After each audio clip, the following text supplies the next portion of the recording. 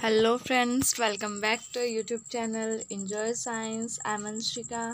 आज हम डिस्कस करने वाले हैं ह्यूमन एक्सक्रीटरी सिस्टम कि किस तरह से ब्लड किडनीज के अंदर एंटर कर रहा है और फिर वेस्ट प्रोडक्ट यूरिनरी ब्लैडर के अंदर यूरिटर्स के थ्रू एंटर करता है और फिर यूरिथ्रा के थ्रू बॉडी से बाहर निकलता है।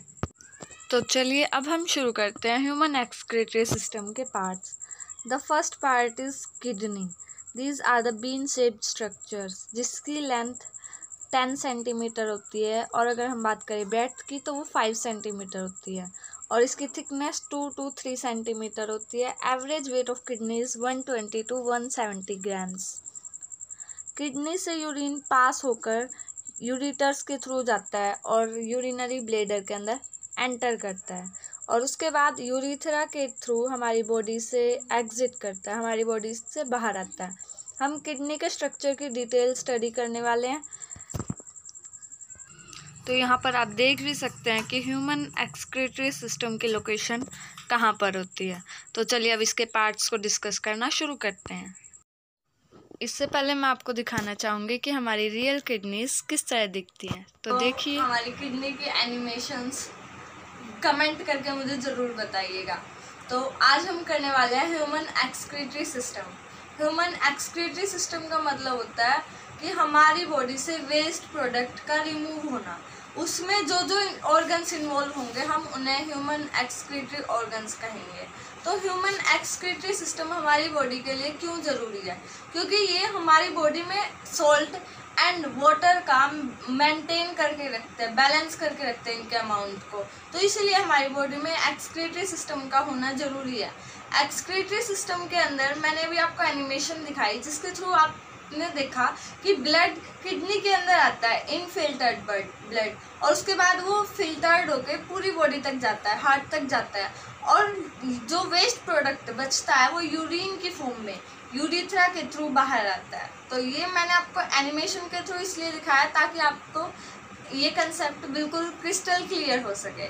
तो इसीलिए आपने अभी तक हमारी वीडियो को अगर लाइक शेयर एंड सब्सक्राइब नहीं किया तो जल्दी से कर दीजिए ताकि हमारी अगली आने वाली वीडियो की नोटिफिकेशन सबसे पहले आपको मिले। तो चलिए आगे देखते हैं। अब मैं आपको बताने वाली हूँ कि ह्यूमन बॉडी में एक्सक्रीटरी सिस्टम की क्या फंक्शनिंग होती है। तो फंक्शनिंग शुरू करते हैं। सबसे पहले जो ब्लड है, अनफिल्टर्ड ब्लड, वो किडनी के अंदर एंटर करेगा थ्रू ओर्टा। हमने सर्कुलेटरी सिस्टम में ओर्टा के बारे में पढ़ा था कि ओर्टा ऑक्सीजनेटेड ब्लड को पूरी बॉडी के अंदर ट्रांसफ़र करता है। तो जब ये पूरी बॉडी के अंदर ब्लड को ट्रांसफ़र करता है तो इसके बॉडी का जितना भी वेस्ट मटेरियल होता है वो ओर्टा के अंदर ही आ जाता है, जिस वजह से उसे फ़िल्टर करने के लिए वो किडनी के अंदर लेके आता है उस ब्लड को।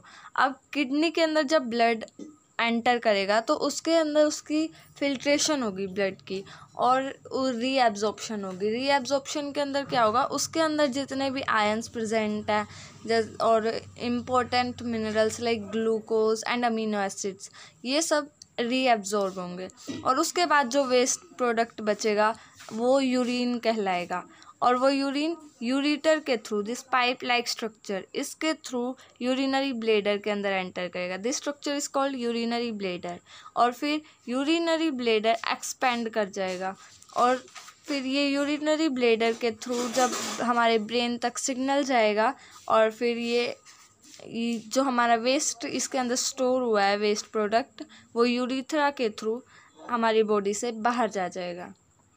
Okay, is that clear? तो चलिए हम इसके बारे में अब और जानते हैं। अब हम किडनी की फंक्शनल यूनिट के बारे में जानेंगे, नेफ्रॉन, जो इसके अंदर सारी फंक्शनिंग परफॉर्म करती है।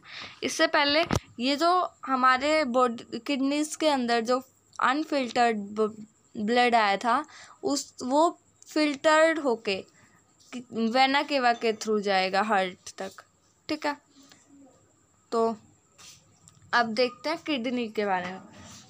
ये आप किडनी का स्ट्रक्चर देख सकते हो। किडनी के अंदर क्या होगा, ऑर्टा के थ्रू अनफिल्टर्ड ब्लड एंटर किया और जब फिल्टर्ड ब्लड फिल्टर हो जाएगा तो वो वेना केवा, जिसे हमने ब्लू पाइप लाइक स्ट्रक्चर से दिखाया है, उसके थ्रू हार्ट में चला जाएगा। और यूरिटर क्या है? Ureter is a pipe like structure.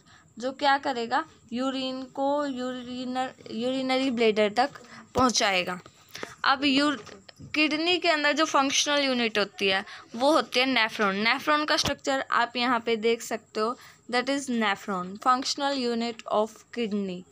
Nephron के अंदर क्या होता है, दिस आर द ग्लोमरस। ये जो स्ट्रक्चर आप देख रहे हो दैट इज ग्लोमरस। ग्लोमरस के अंदर क्या होता है, ग्लोमरस के अंदर फिल्टरेशन होती है, ठीक है। जो हमारा ब्लड आया है उसमें से जो लार्ज पार्टिकल्स होते हैं वो एंटर नहीं कर पाते, और जो स्मॉल पार्टिकल्स होते हैं वो फिल्टर होते हैं।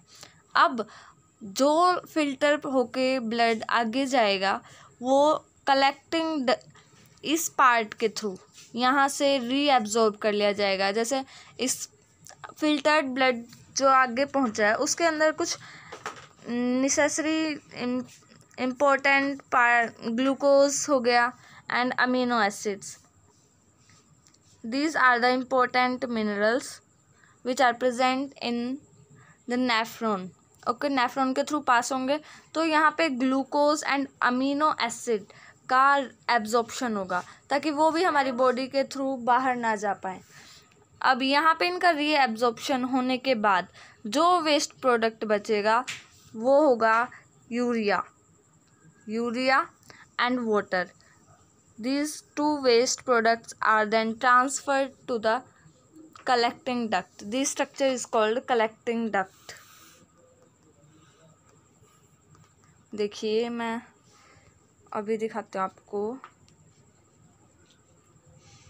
ये structure, this structure is called collecting duct. और फिर कलेक्टिंग डक्ट के थ्रू जो यूरिन है वो वेस्ट प्रोडक्ट जो यूरिया एंड वाटर से मिलके बना है वो यूरिन कहलाएगा। अब वो यूरिन किसके थ्रू, यूरिटर के थ्रू यूरिनरी ब्लैडर के अंदर जाएगा।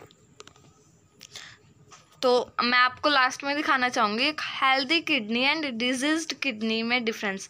देखिए हेल्दी किडनी का स्ट्रक्चर कुछ इस तरह से होता है और जो डिजीज्ड किडनी होती है उसका स्ट्रक्चर आप यहाँ पे देख सकते हो, ये किडनी ख़राब हो चुकी है। और मैं आपको एक चीज़ और बताना चाहूँगी कि जब हम किडनी ट्रांसप्लांट करते हैं, मीन्स अगर कोई पर्सन अपनी किडनी किसी दूसरे को देना चाहता है तो वो 48 आवर्स तक उस किडनी को ट्रांसप्लांट कर सकता है। एक किडनी को अपनी डेथ के बाद भी 48 आवर्स तक वो किसी दूसरे पर्सन को ट्रांसप्लांट कर सकता है। तो आज हम सिर्फ इतना ही पढ़ेंगे। आज हमारा ह्यूमन एक्सक्रीटरी सिस्टम कंप्लीट हो चुका है।